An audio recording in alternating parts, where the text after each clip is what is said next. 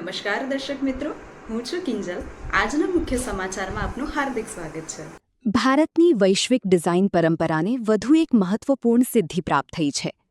અમદાવાદ સ્થિત ઇની ડિઝાઇન સ્ટુડિયોના સ્થાપક અને સિનિયર પ્રિન્સિપલ આર્કિટેક્ટ જયેશ હરિયાણીને royal institute of British architects દ્વારા ઇન્ટરનેશનલ ફેલો તરીકે સન્માનિત કરવામાં આવ્યા છે.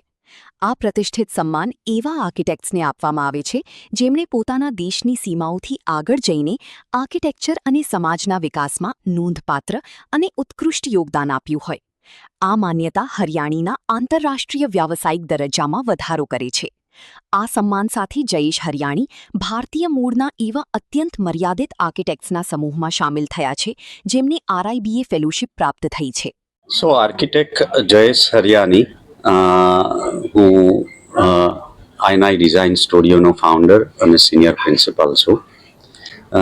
આજે આપણે જે વાત કરવા ભેગા થયા છીએ એ રોયલ ઇન્સ્ટિટ્યૂટ ઓફ આર્કિટેક્ટ્સ, જે ગ્લોબલી નોન આર્કિટેક્ચરલ સંસ્થા છે, ઇન્સ્ટિટ્યુશન છે, one of the oldest institute of architect જેને કહી શકાય. એ રીબા દર રેગ્યુલર ઇન્ટરવલે પ્રોફેશનલ આર્કિટેક્ટ્સને એમના જે કામ કર્યા હોય એના ઉપરથી પિયર રિવ્યૂ જે લોકો આખી જ્યુરી કરી હોય એ લોકો સ્ક્રીનિંગ કરીને સિલેક્ટ કરે જે આર્કિટેક્ટના કામ એમને લાગે કે આ ગ્લોબલ લેવલના ઇનોવેટિવ અથવા તો આર્કિટેક્ચરલ ફેટર્નિટીને ગ્લોબલ લેવલે કોન્ટ્રીબ્યુશન એક લેવલનું આપ્યું હોય, એ લેવલના કામ કર્યા હોય કે જેથી સોસાયટી, સસ્ટેનેબિલિટી, એન્વાયરમેન્ટ, આ બધા લેવલને વણીને આર્કિટેક્ચર વર્કનો પોર્ટફોલિયો ગ્લોબલ લેવલે આપ્યો હોય એમને રેકગ્નાઇઝ કરવા માટે એ લોકો ફેલોશિપ એટલે કે RIBA એવું એક ટાઇટલ આપતા હોય છે. એ ટાઇટલ જે 2 દિવસ પહેલાં એ લોકોએ એનાઉન્સ કર્યું, જે we are blessed to be recognized with that level of a global recognition.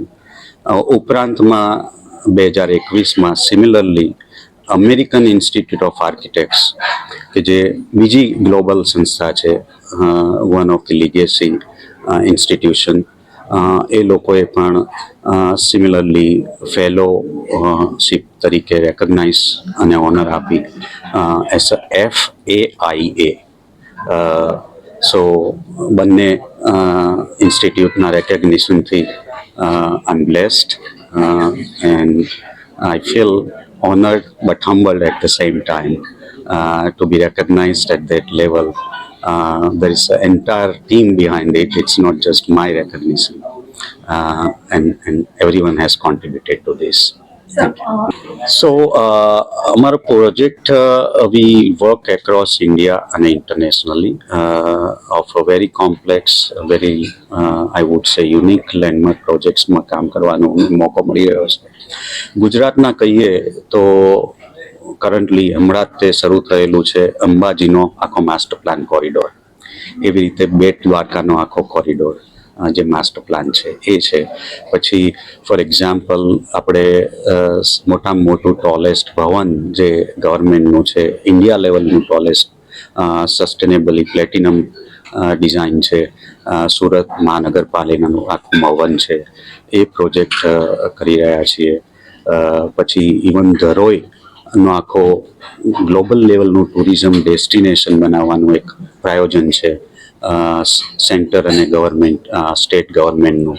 તો એનો આખો માસ્ટર પ્લાન, શિવરાજપુરનો આખો માસ્ટર પ્લાન, ધોલાવીરાનો આખું ટુરિઝમ ડેસ્ટિનેશન, આવા ઘણા પ્રોજેક્ટો.